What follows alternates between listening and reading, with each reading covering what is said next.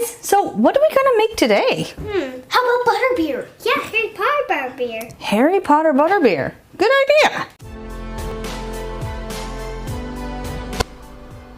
Welcome to Nerd Mom Nutrition, where we make healthy, fun meals your family will love.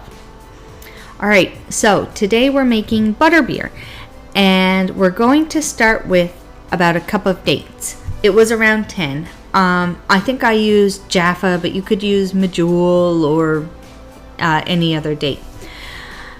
Now, I have them here soaking. I soak them in boiling water to try and soften them up, because when you go to actually blend them, it's going to you're going to get more out of it, and it's going to make it a nicer texture. So we're going to start by straining the dates into the blender. Now, you want to make sure you keep the water because we will be using that later on, mainly because it's going to retain some of the flavor and the nutrients of dates that we really don't want to lose. Alright, so we'll get these into the blender. Now, I love using dates as a replacement for sugar because they have fiber, protein, iron, antioxidants, potassium, and they're good for your energy as well as your immune system, and believe it or not, your brain health.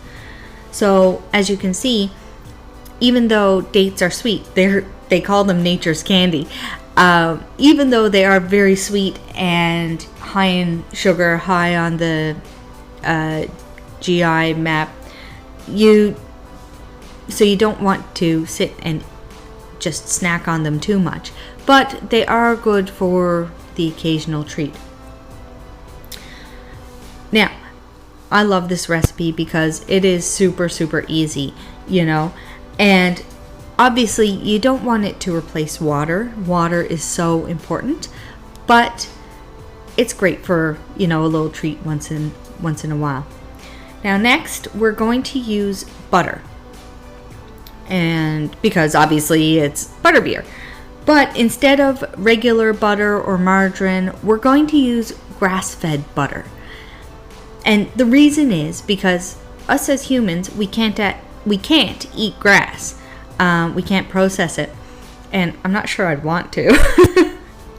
But when cows eat grass, we get the benefits when we eat the cow products. Here in our house, we don't eat a whole lot of dairy, but what dairy we do eat, we make sure is high quality dairy.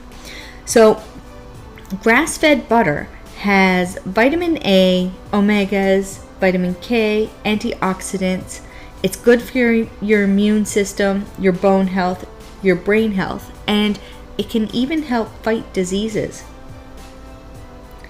which is really kind of surprising. Now, realize it's butter, which is a fat, and a fat's a fat, even a high quality fat. So a little goes a long way.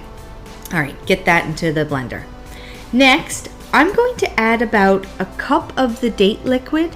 This is something you might want to play with a bit, depending on how thick or thin you want your butterbeer. But like I said, I wanted to retain this liquid because there is going to be some nutrition that got pulled out of the dates, as well as you can see the nice brown color. You can tell there's a lot of flavor in there. So we'll put about a cup of that. Obviously, I'm really great at measuring. We'll put a cup of that into the blender. Now, I use a blend tech, so we're going to blend this up now. I start on low and then move to high. Just see what your blender needs, because if it isn't working, just go back down to low. But I use a blend tech, which is a high-powered blender. You don't necessarily need a blend tech. You could use a Vitamix or any other high-powered blender, but it is really worth it to have for smoothies or blended soups or anything like this. So you want to blend it until smooth. Next, we're going to strain out the date bits, because you want your buttered beer to be like creamy and smooth. You don't want it to have obviously chunky date bits in it. So this is a great job for the kids. So all I do to strain it, as you can see, I have a little fine mesh strainer over a bowl. I'll pour the liquid into the mesh strainer, and then I'm going to take a spoon and pretty much just stir around the liquid so that it moves through the strainer. And you want to, obviously I made a little mess there. What you basically want to do is you want to get it so there's not much more than a paste left in the strainer. I'm going to hand this over to one of my kids they can take over while I talk.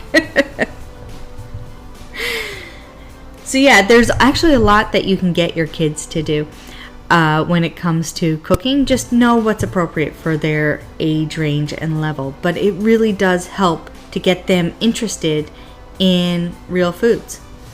Okay, so you can see I have not much more than a paste left here, so that's pretty much done. Now, butterbeer in the Harry Potter world, it's served either in tankards, hot in tankards, or cold in bottles. And you can see it in places like the Leaky Cauldron, the Hogshead Inn, And so we don't have any tankards, but we decided to serve it warm, and we've got some funky glasses.